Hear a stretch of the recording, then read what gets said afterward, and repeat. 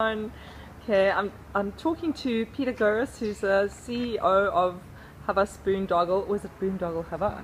No, it's Havas Boondoggle. Havas Boondoggle, a digital agency in Cape Town. They've just launched a couple of months ago. Pieter, thanks so much for chatting to me. Can you tell me, first of all, what Boondoggle? I know we were discussing it earlier. What exactly does that mean?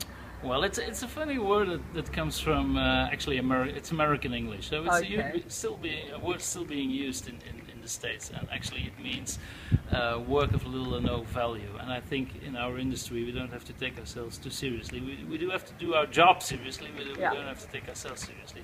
So it goes back, just in 1 second, it goes back to the Great Depression in the 1930s, where the government invested a lot of money into the economy to avoid unemployment, actually, and people produced things that were not really of a value to society, and so it became like a metaphor. These kind of investments, and these are called boondoggles. So, and how does that relate to the agency? Well, to what you're doing now?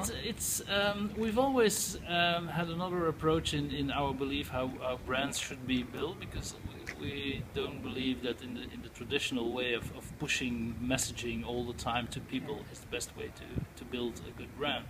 And so by saying that, we believe that, on the other hand, that communication and advertising won't solve cancer, to say, and so it comes to that, not taking yourself too serious and a boondoggle. But this being said, we do our job with a lot of love, but we have a different belief in how brand should be built. So it's a little tongue-in-cheek and a little, looking at the industry from a different point of view. And actually, I think a lot of things that are being produced are actually boondoggles, in our industry. In your opinion? In my opinion, yeah.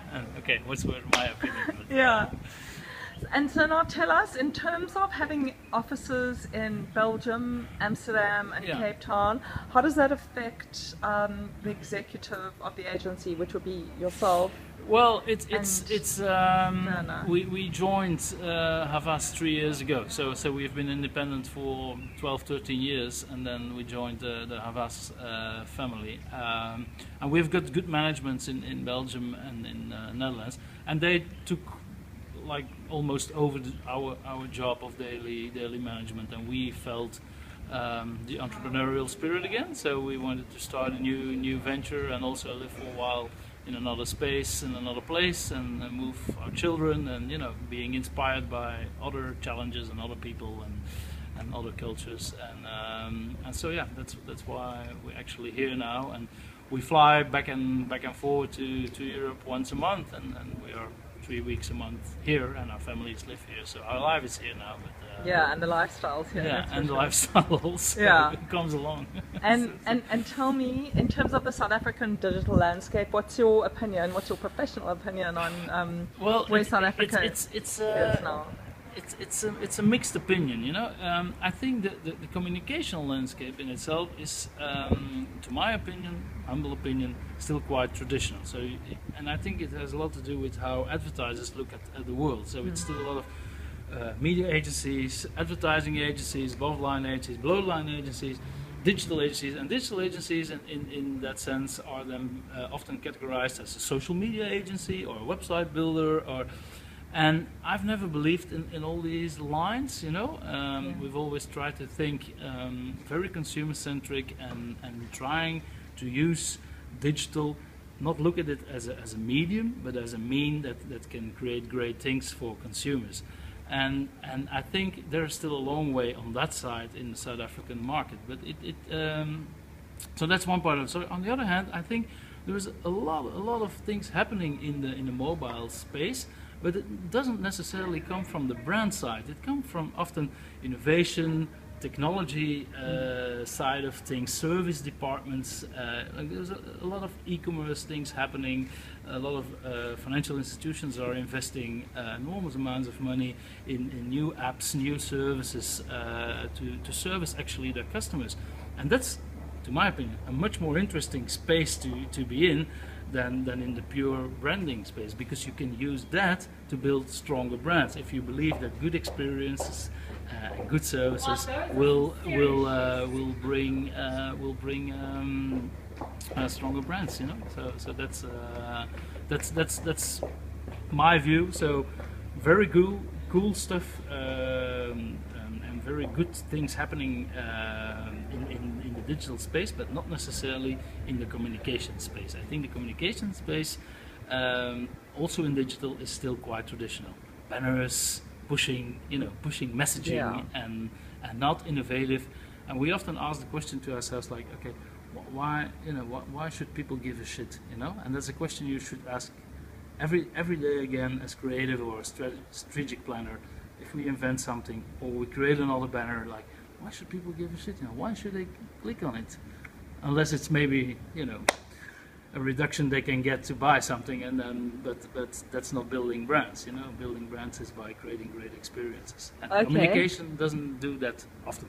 So you're going to be bringing something innovative and innovation new to the in the sense landscape. of, I think the most innovative is the process. And we didn't invent it. It's something that exists. It's service design and design thinking methodology, and it's actually just the process of understanding consumers and thinking the whole process along consumer-centric, and understanding their needs and starting from their needs, and then looking at the brand and then see what a brand can do to deliver upon those needs. And then it's about reimagining what exists, reimagining the communication, reimagining the services, and they have, or build new services, or sometimes new products. And in the best way, it creates new revenue streams as well, because you invent, you reimagine your business. But it all goes back to the very simple thing, like, okay, try really to understand your consumer and to deliver upon his or her needs. And they often know what they want, but there are often a lot of hurdles, you know, to fulfill those needs. And with technology, you can do an awful lot of great things. And stop messaging and bullshitting around, you know?